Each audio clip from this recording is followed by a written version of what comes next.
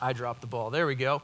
Well, good morning. My name is Nate. I'm one of the pastors here. It is an honor to gather and open God's Word. If you have your Bibles, go ahead and open up to Mark chapter 9. We're continuing on our typical rhythm and flow as we teach through books of the Bible. And so just so you guys can kind of have a heads up as to where we're going, we've been in Mark since right around August, I think, sometime, and we will continue on in Mark. Mark is going to take us through essentially the end of May. So settle in and get cozy. We're still in this incredible story about Jesus' life, his death, and his resurrection, and just to kind of give a high-level overview as to what's going on. So Mark is writing to a group of early church, early Christian believers who are in an uncertain political, economic season. It's not popular to be a Christian. It's not easy to be a Christian. They're under the rule and reign of the Emperor Nero, and Nero hates Christians. He's persecuting Christians. He's using them as candles. He's lighting them on fire. He's feeding them to lions. And in the midst of this very, very hard, very tough season, John Mark, who is a disciple of the Apostle Peter, decides to take a crack at writing the story of Jesus, writing about his life, his ministry, his death, and his resurrection to encourage a group of Christians to stand firm in the face of tough times and to really wrestle with the question of who is Jesus and how are we going to respond. And so as we were praying about, man, what book are we going to soak in this year, it felt like Mark was so timely, because does anybody else feel like we're living in an uncertain season, an uncertain climate politically, economically, culturally, where, man, it's so important for us to come back to the main things and be reminded of who is Jesus, and for us to wrestle with how are we going to respond. And this morning, we get to one of the most incredible passages in the story of Mark, and maybe in the Bible as a whole, as we get to study this morning the transfiguration of Jesus. And that was the name of the last song we just sang, was Transfiguration. And we're going to get to sing that again here in just a couple of minutes. Let's be honest, in about 40. But as we're entering into this story, what we're going to see is Jesus give his disciples, 3 disciples, a very powerful moment. And so just kind of by way of introduction this morning, I want to ask us, maybe prompt us to, over lunch, later this afternoon, some night this week, to reflect with those in your family on some of your more powerful moments in your story. If I asked you to share, man, what was a moment that just kind of changed your life? As I look around the room, I think some of us would say, oh, well, the day I got married, that was a powerful moment. Some of us maybe would say the day that we had our first kid or our second kid or third, fourth, fifth, sixth, however many kids, those were moments that changed my life. I would hope and pray that for most, if not all of us in this room, one of the moments that would have changed our life would be the moment that you were saved. That moment where Jesus brought you out of darkness and into life. And I've shared this moment, I've shared this story with you guys before, but for me, that most powerful moment in my story happened when I was in 6th grade. I was at a summer camp. I was raised in church. I could count on one hand the number of times I've missed church in my entire life, because that's just, if the door was open, we were there. My mom's a church secretary. I've always been in church. And so there was a student ministry camp. I was going, and I was at this camp, and I remember vividly sitting in the mess. We had like little portables that we were eating in, and I was sitting down, and I'm a little socially awkward, and I tend to be more of an introvert, and so I was seated off by myself, and we had like one of those big, huge, old school TVs that if it fell over would kill a child. There was one in the corner playing a music video by Ray Boltz called I Pledge Allegiance to the Lamb. Anybody? Anybody know this song? Okay, we got like 3 of us. Go home and YouTube it. It's awesome and incredibly cheesy, but it changed my life. Like, God used that music video. And as I was watching, and I'm not going to tell you what it's about. You got to go watch it. Like, it's on YouTube somewhere. But God used that video, and all of a sudden the room that we were in felt just claustrophobic, and I had to get out. And because this was back in the day where people didn't really watch kids, I was free to leave and go explore on my own. And I went and sat by a lake, and I prayed for the first time in my life. And I just acknowledged my sin. I felt the weight of my separation from Christ. And I begged him, to the best of my ability as a sixth grader, to save and change my life. And in that moment, I believe I came from darkness. My dead soul was brought to life. And I also really believe that I heard God say, now go and be my voice and my light. And so for the rest of my life, like other kids in middle school and high school wanted to be professional athletes. They wanted to play football, be lawyers, be doctors. I was like, I'm going to be a pastor. That's what God told me to do. This is literally, so like, let me thank you. Like, you guys are letting me live my dream this morning. It is, when I say it is an honor and a privilege, like, I don't just say that tongue in cheek. Like, this is what I've wanted to do my entire life. I didn't have friends in high school because this was what I wanted to do, and people didn't understand it. They were like, you don't want to do something better? I'm like, you don't want to do something better. Like, this is awesome. And so that was a moment that changed my life forever. This morning, we get to witness the disciples, Peter, James, and John in particular, have a moment with Jesus that will change everything. They get a glimpse of God unlike anyone has ever seen before.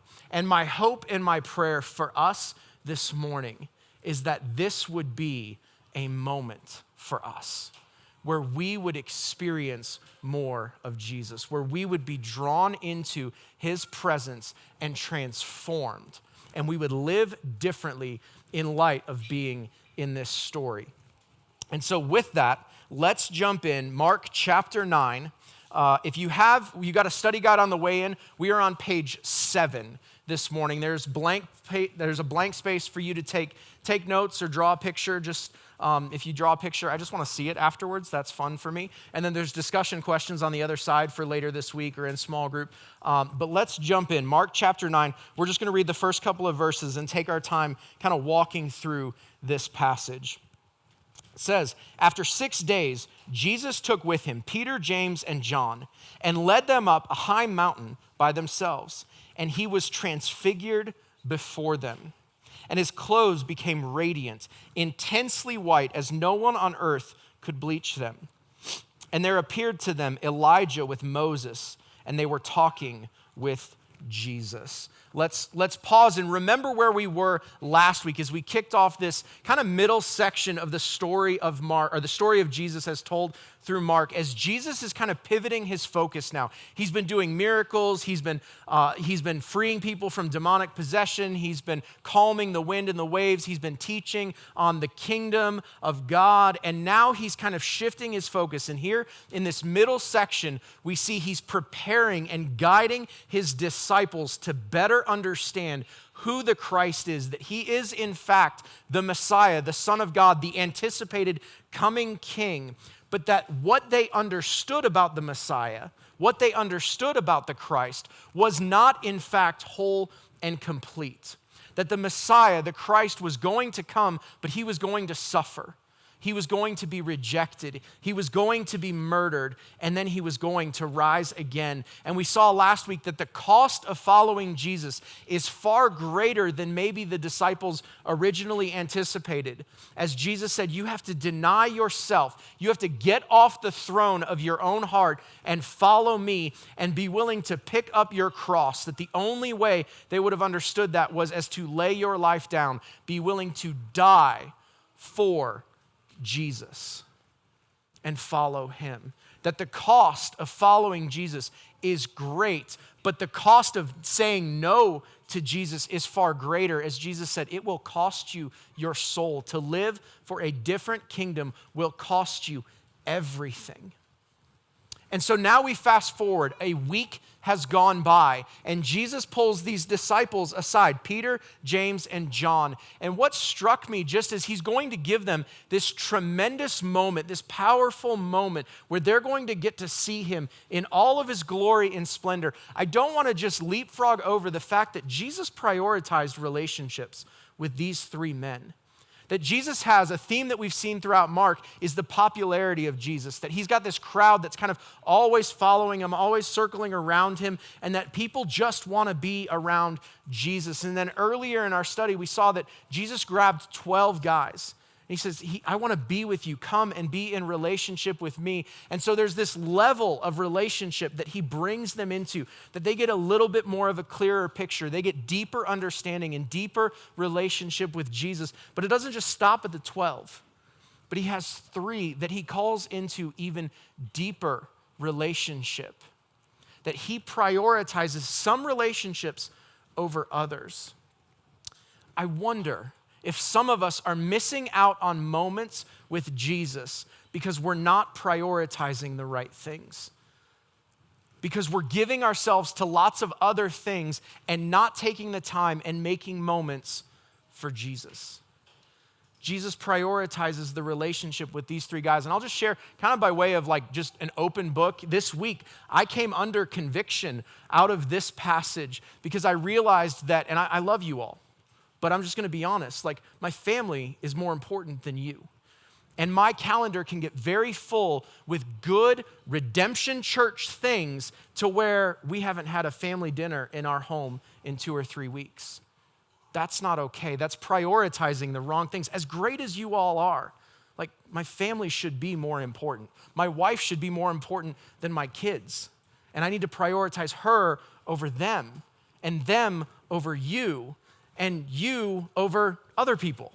Like there needs to be an order to this. And I was really challenged as I looked at our calendar and I realized, holy cow, redemption's getting a lot of Nate and my family's getting left in the wake. And so I called a timeout. My wife and I sat down and I said, we got to scrap some things. I got to say no to good things, or I just got to not respond to this, or you need to help hold me accountable because we need to have family dinners. It hit me. My son is about to turn 16 and I'm running out of family dinners with him.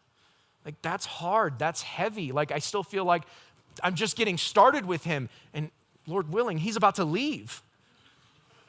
I want to make the most of every opportunity and prioritize the right relationships and not just give myself to everything. And I don't want to miss a moment. Jesus prioritizes these three guys. He brings them in. They get to see something different. It says that they're led up a high mountain. This is a place of special revelation in the Bible. Moses is taken up on the mountain to receive the law. Elijah gets to go up on the mountain and see the glory of God. This is a place biblically where special revelation happens. And so they get to enjoy this special moment with Jesus. And then the story gets awesome. It says he was transfigured before them. His clothes became radiant, intensely white, as no one on earth could bleach them. Really, the language here is that Jesus shines brighter than the best dry cleaner could ever accomplish. The best efforts of mankind pales in comparison to how brightly and radiant Jesus shines in this moment. It's overwhelming. It's hard to look at. They kind of have to be squinting and it's unbelievably bright as Jesus pulls back the curtain and gives them a glimpse of himself in glory and splendor. If you were here last week, we passed out or we had available, they're still back there, a reading plan for this year. It gets you through the Bible in the whole year. It's a 5-day reading plan. I needed help at the start of 2022, and so I've been using this week, and it's been incredibly, incredibly helpful for me to just be led into like, hey, read this, and then read this, and then read this. And every other day you're in a psalm. And my approach, I'm not saying it's right or wrong, I'm just telling you what I've been doing, is I pray through the Psalms because the Psalms are songs and prayers. And so one of the days this week, though, had us in Psalm 104. And don't tell me God's not sovereign, because Psalm 104, and I just clicked print on this. I didn't put this together. I found it, I stole it, I printed it, and passed it out. Psalm 104, verse 1 and 2, this week, if you're in the reading plan, you read or prayed through this. It says, "Bless the Lord, O my soul. O Lord, my God, you are very great. You are clothed with splendor and majesty, covering yourself with light as with a garment, stretching out the heavens like a tent."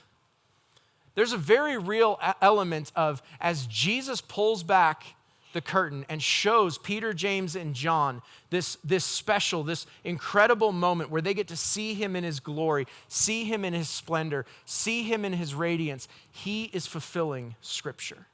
He's making known Psalm 104. Just blew me away, I think, as Wednesday I was reading this. And I'm like, oh my gosh, this is the transfiguration. This is awesome. The disciples get to see this. They get to see something that Moses begged God for. In the Old Testament, Moses begs God, let me see you in your glory. And God says, you can't handle that. I'll let you see kind of the trail of my glory. These men get to see God in his glory, face to face. It is a powerful, incredible moment. And they took the time to go up the mountain and experience this. I wonder this morning if you and I need to be challenged to experience and make time for moments with Jesus. And just personally, my conviction is you should have a rhythm to that of a daily, a weekly, a monthly, and a yearly rhythm of moments with Jesus. And so daily, I think it's taking time to either wake up early, stay up late, redeem your lunch hour, whatever it looks like. I don't think there's a right or wrong, but finding ways to get into his word and spend time in prayer. Weekly, I think it's finding ways to Sabbath rest. And I'm excited, as I thought about this week, I want us to do kind of a one-off teaching on Sabbath because I feel like too many of us spent time misunderstanding. When I grew up thinking about Sabbath rest, I thought that means you sit in your house and stare at each other and wait for the day to be over. And that's such a lie. Sabbath is the best day of the week where you just enjoy good people, good food, and whatever brings you life and encourages and refreshes your soul to worship the King. Sabbath should be the most anticipated day of the week for a believer, but I believe a weekly day of rest. That's not a suggestion in the Bible, it's a command that we would rest in God and rest in the people and things that he has blessed us with. So I think a daily rhythm of being in the Word, being in prayer, a weekly rhythm of rest, a monthly rhythm of what we've instituted at a pastoral level here of what's called personal retreat days. They have become the best day of the month for most of your pastors here, where we say, you know what? We're not gonna meet, we're not gonna work, we're gonna each go kind of do our own thing with our Bible and our journal, and we're gonna sit and we're gonna pray and we're gonna be with Jesus until Jesus is enough. And so I would encourage you to find a way. I know schedules are hard. I know immediately lies start to creep up, you can't make that happen. Well, you can't just take a day off of work. You can get creative though and find ways to fight to say, I need time and space. And I have to fight to push my wife out the door to do the same. It's not just something I do and then I'm good luck with the kids. I'm gonna go read my Bible. That's not loving her. It's also how can I encourage her to have that personal retreat as well? And so a monthly time where you're Jesus, I'm giving you extended time to create a moment where you capture my heart. And then I think a yearly retreat, ideally, if you're married, with you and your spouse without children, which is a real struggle, where you reorient your marriage, your family, your rhythms around what do we want to be about as a family, so that the calendar doesn't lead your life, but rather you influence and lead the calendar. And it informs you, what am I gonna say yes to? What are we gonna say no to? What do we wanna be about in 2022? And if you want to have moments with Jesus, I really believe we have to take action. We have to be willing to go up a mountain, to create time and space to be with Jesus, to see him in his glory and his splendor. We see in verse 4 that it says that there appeared to them Elijah with Moses, and they were talking with Jesus. This moment is as beautiful as it is to see Jesus like glowing and bright and radiant and shining brightly, and like you need sunglasses to look at him. It's elevated even more, and then he's hanging out talking with Elijah and Moses. Just so you guys know how my brain works, I want to know how they knew it was Elijah and Moses. Like, were they rocking name tags? They didn't have Facebook. Like, there weren't cameras. Like, I'm just like, how did they know? Like, the Spirit of God wrote it, so they, like, Spirit told him. I don't know, but like, that just kind of tripped me up a little bit this week. I'm like, how did they know? But somehow they know it's Elijah and it's Moses. And Moses is a picture here of the law. Moses is the one who receives the law. He goes up the mountain. He spends time in God's presence and is given the law. And Elijah goes up a mountain and then comes down and is God's mouthpiece, God's voice in a dark and bleak generation. And so really, I think what we're seeing here is Jesus is standing among the law and the prophets, and he is going to be the fulfillment of both.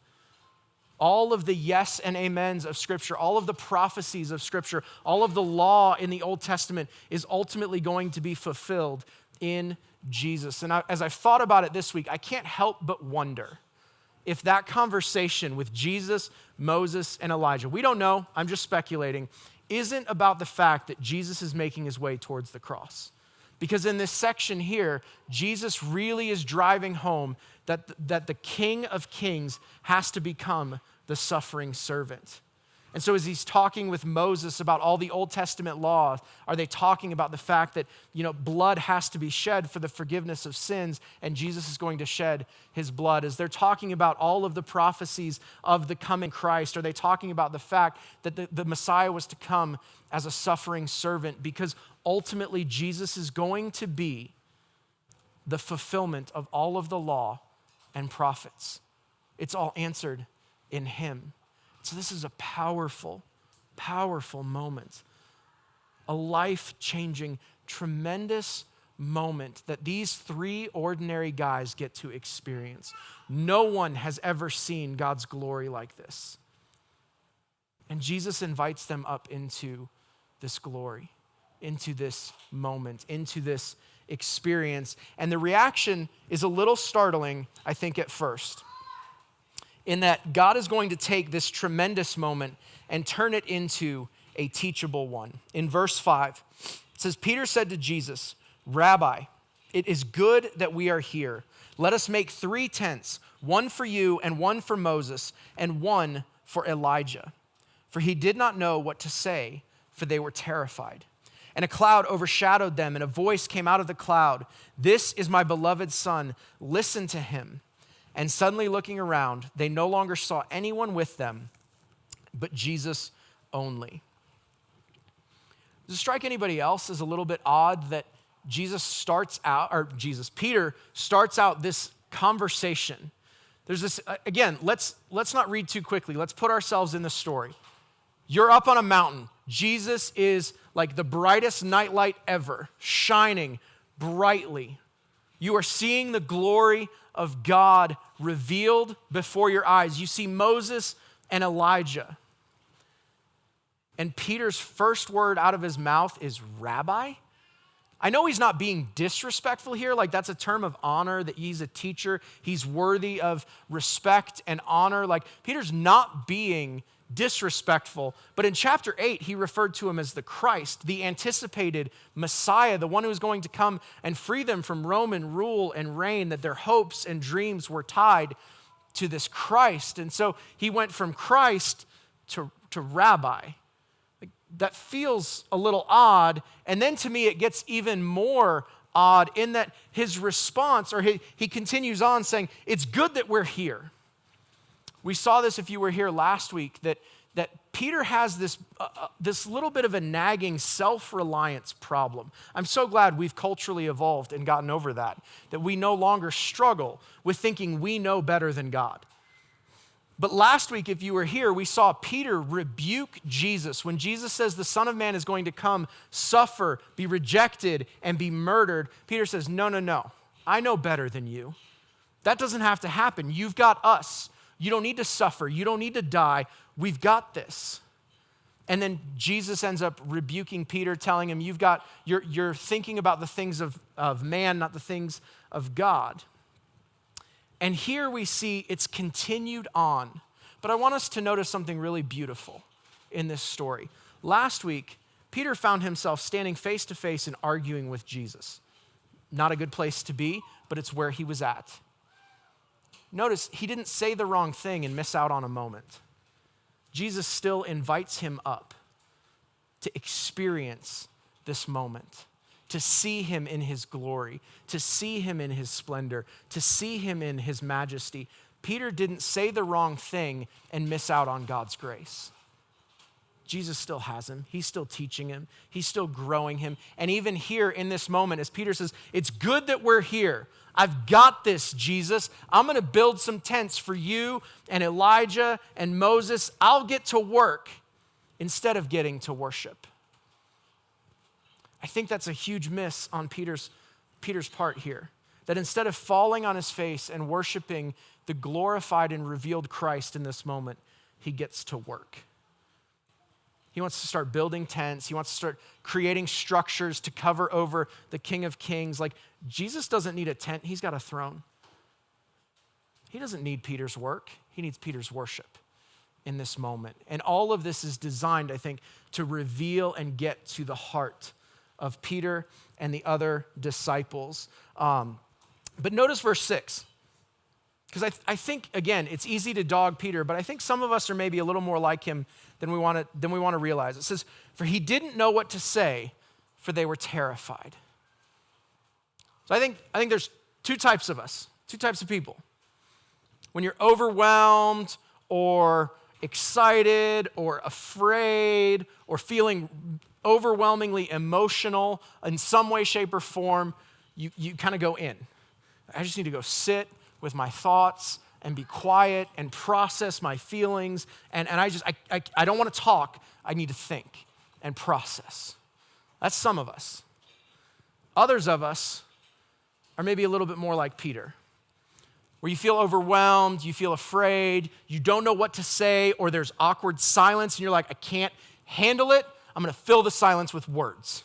I'm just going to say something. I call these choose your own adventure sentences, where it's just awkward, you don't know what to say, so you just start talking. And you hope it lands somewhere profitable along the way. But if not, in the meantime, it's just better than silence and feeling your feelings. I'm just gonna do or say something. I can't be still. That's what we see here with Peter. He's overwhelmed, he's afraid, and rather than sitting and reflecting and worshiping, he gets to work. And God is teaching him in this moment. God is gracious to him in his moment. And we see that in verse 7. It says, a cloud overshadowed them, and a voice came out saying, this is my beloved son. Listen to him. Peter, you don't need to build a tent. God's presence is here. A cloud, biblically, is a symbol of God's authority, God's protection, God's provision. It's how he led the Israelites in the wilderness during the day, was a pillar of cloud, that they were protected, they were provided, and that God was in charge while they were wandering through the wilderness, that God hadn't left them. And so this cloud kind of overshadows or overtakes them. And the last time we saw God's voice in the book of Mark was in Mark chapter 1, where God shows up after Jesus is baptized, and there's this really proud dad moment from the Father. Beloved son. But here we get a little bit more clarity on what Peter, James, and John are supposed to do. It says, this is my beloved son. Listen to him.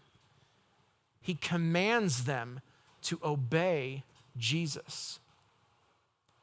And I think the command to obey Jesus is important because they need to be taught that what Jesus says is going to happen is going to happen. He is headed towards the cross. Don't get in his way.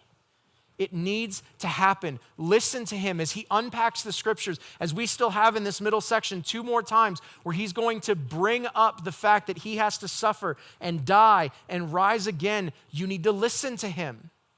You need to believe him. You need to know that he is living for a different kingdom and a different purpose that is far greater than you could understand. So listen to him.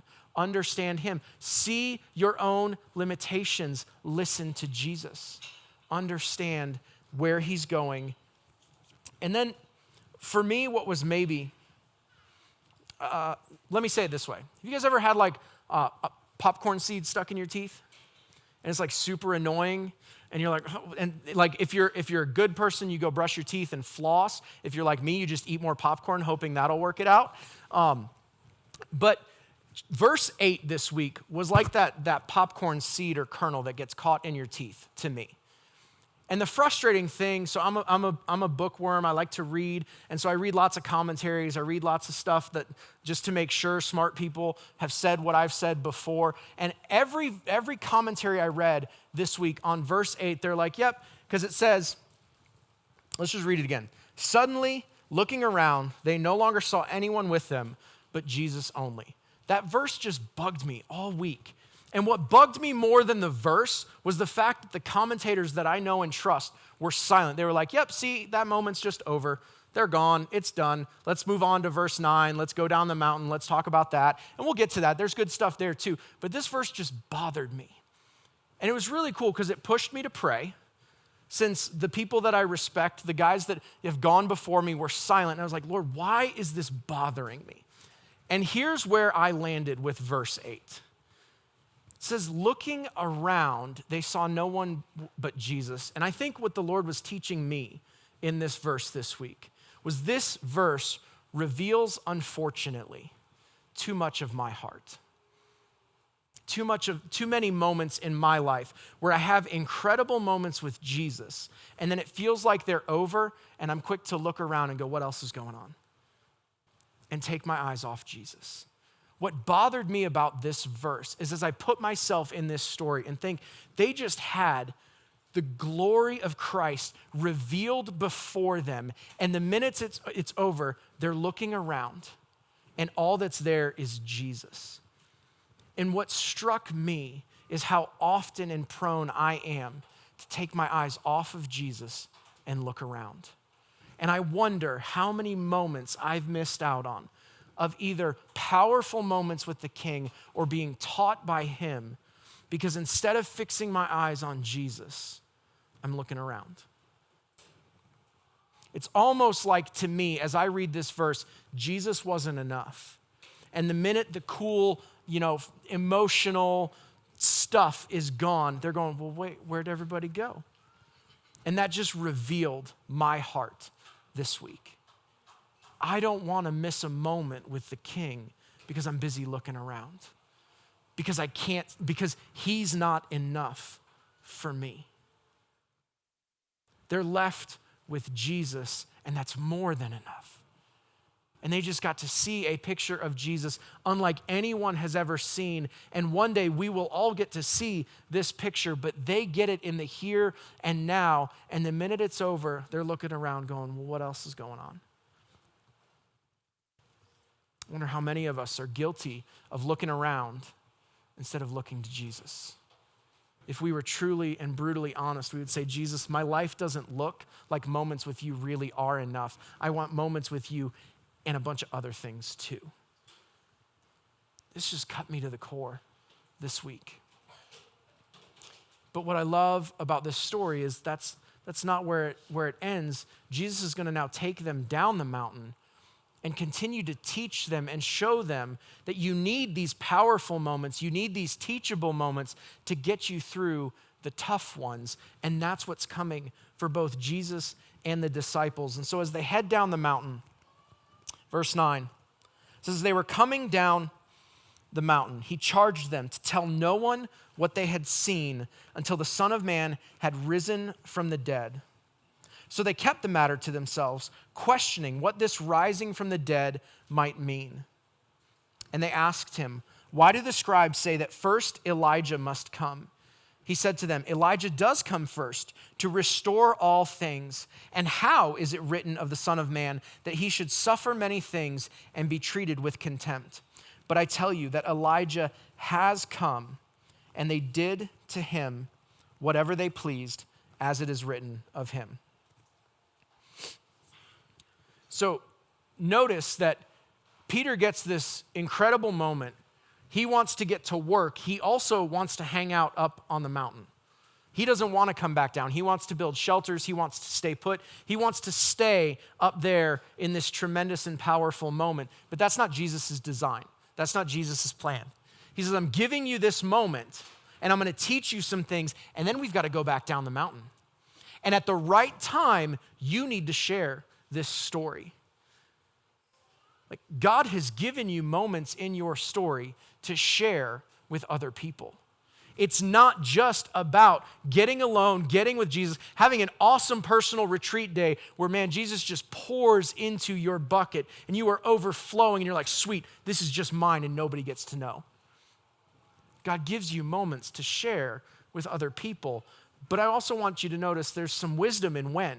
He gives an appropriate time. He says, after the Son of Man has risen from the dead, that just because God says something to you, like, not everything God tells me should become a sermon illustration. That's not appropriate. There are things that the Lord is going to show you, teach you, give to you, reveal to you in his word that might be for small group time, and maybe not. It might be a sermon illustration. It might not be. And there are times and places and seasons to share parts of your story and those special moments. And I love here that Jesus says, this was an incredible moment, but it's not for right now. It's for later. And I will let you know when it's time. And this isn't cool, but I'm going to do it anyway. As I was praying through, I had a story that I wanted to share with you. And this morning as I was praying, God said, no, it's not yet time to share that story. So I had something I was excited to tell you, and God was like, nope, shut it down. It's not yet time.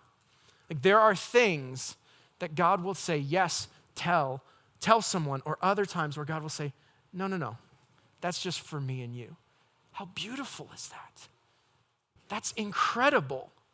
And God here gives them, as they're heading down the mountain, this was precious. And at the right time, you're going to tell other people. And we see they walk in obedience. It says they kept the matter to themselves, but they have some questions. It says questioning what this rising from the dead might mean. And they ask him, why did the scribes say that Elijah must come? I love that they bring their questions to Jesus. That's the right place to bring your questions. That's the right place to bring your doubts and your concerns, is to go to Jesus with them. He doesn't get mad that they're questioning. He's not like, I've told you already. I'm going to rise. Just trust me. Just get on the bus. Let's go. No, he's patient with them. He's kind. He can deal with their questions. And we see here a little bit that the disciples know enough of the Old Testament to kind of be dangerous. That they know that Elijah has to come.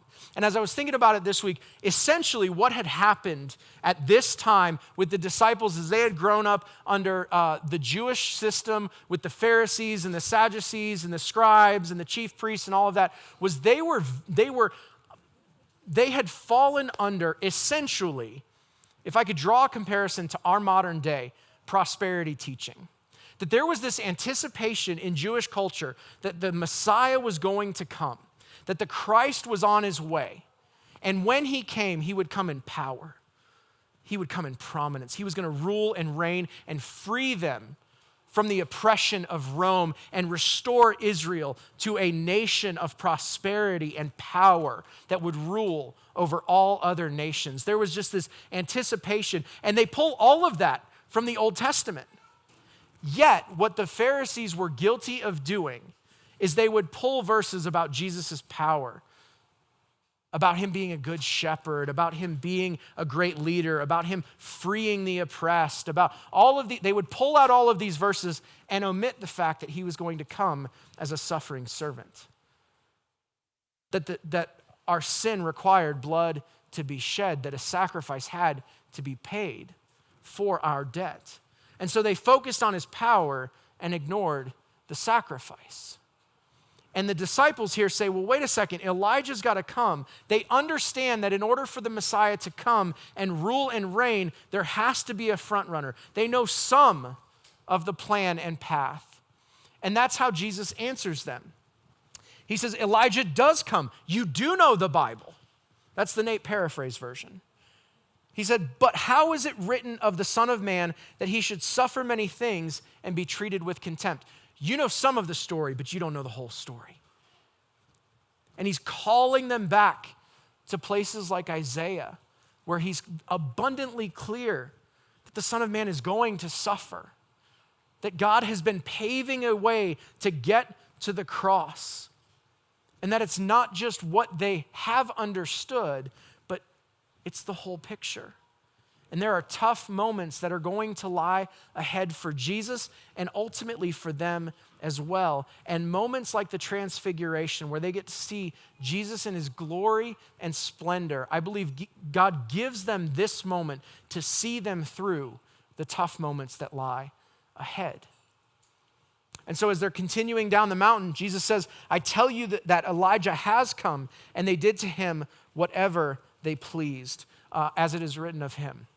We learned in Mark chapter 6 that John the Baptist was the Elijah that had come, the front runner, paving the way for the Messiah. And we saw how well things went for John the Baptist, that he stood for truth, he stood for righteousness, and it ultimately got him arrested, got him convicted, and he lost his head. Things didn't go well. Worst birthday party ever in Mark chapter 6.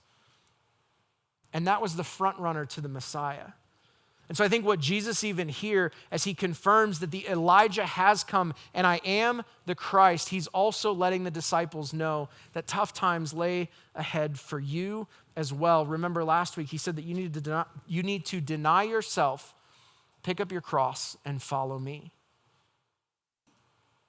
And that along the way, God is going to give you powerful moments to see you through tough times. He's not going to leave you. He's not going to forsake you. And in those moments where we're struggling, in those moments where it's hard, in those moments where we doubt, we need to run to Jesus and remember those precious and powerful ones that we've had. But that takes time and space to respond to that. We need to be intentional about running after him. We need to go up the mountain to be with him. We need to listen and walk in obedience, and then trust that even when it's tough, God is on his throne.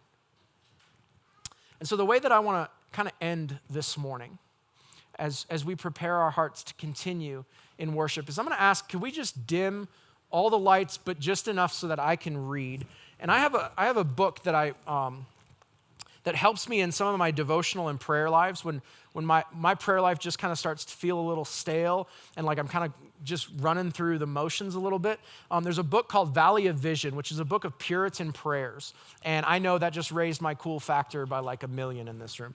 But I was reading a Puritan prayer this morning, and it's titled The Throne.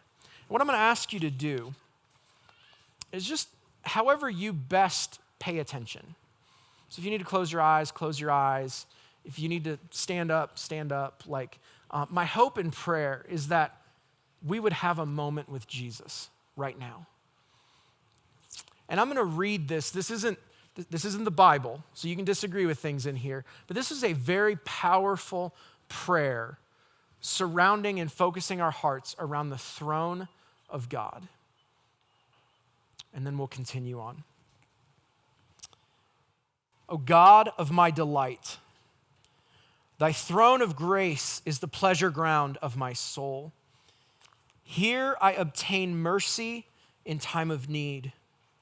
Here see the smile of thy reconciled face. Here joy pleads the name of Jesus. Here I sharpen the sword of the Spirit, anoint the shield of faith, put on the helmet of salvation, gather manna from thy word, am strengthened for each conflict, nerved for the upward race, empowered to conquer every foe. Help me to come to Christ as the fountainhead of descending blessings, as a wide open floodgate of mercy. I marvel at my infinite folly, that with such enriching favors within my reach, I am slow to extend the hand to take them. Have mercy upon my deadness for thy name's sake. Quicken me, stir me, fill me with holy zeal.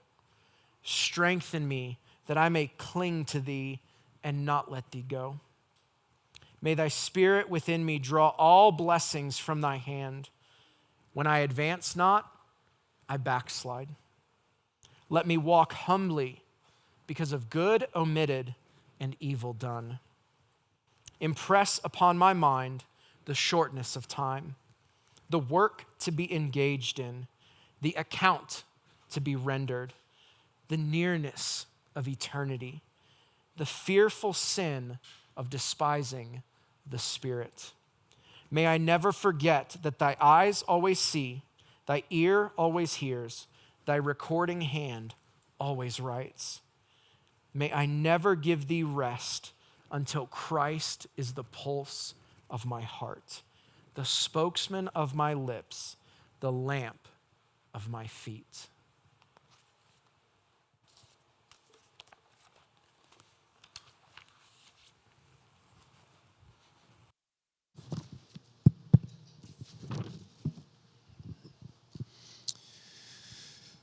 Thank you, Nate, so much for walking us through that passage and its significance. And what we're going to do now is we're going to transition into a time of communion. And as I'm thinking about the transfiguration and its significance, what you see happen is something really significantly physical happen.